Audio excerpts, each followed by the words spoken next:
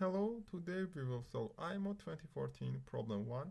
In this problem we are given an infinite sequence of positive integers a0, a1 all the way up to a infinity, and we need to show that there will exist a unique integer n such that an will be less than a0 plus a1 plus a2 all the way up to an over n, and this number will be less or equal to an plus 1. To show this inequality, we need to generate new sequence s of n. That would be a0 plus a1 all the way up to an minus n times an. It's very natural to use this sequence. This means that if we want to satisfy the first inequality, this means that s of n must be more than 0. And what can we say about s of n plus 1? This would be a0 plus a1 all the way up to an plus 1 minus n plus 1 times an plus 1. If we cancel out an plus 1 in this term, this one, we will get back to our right hand side inequality. And to satisfy this inequality, s of n plus 1 must be less or equal to 0. At first, notice that s of 1 equals a0 plus a1 minus a1. And clearly this is a0, which is positive integer from the statements, and this is positive. Now, our aim is to show that this sequence, s of n, is decreasing.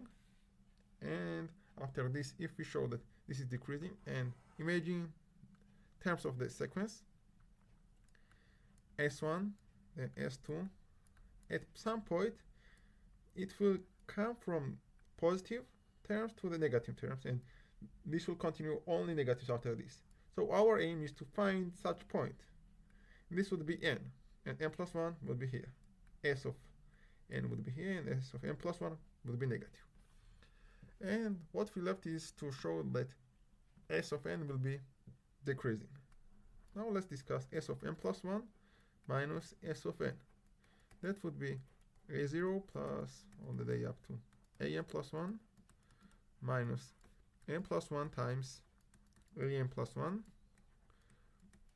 minus numbers from a0 to an. Then we need to subtract n times, then we need to add n times an. If we cancel out common terms, an plus 1 with this one, we will be left that n times an minus an plus 1. And clearly, this is negative number. So we have shown that s of n plus 1 minus sn is negative, and because we know that s1 is some fixed number, s1 was 0, a0, and it decreases at least once, at least by 1. This means that at some point s of I will become negative, and after this will continue to make only negative terms. And we have used the property that a of n plus 1 was greater than an for every n.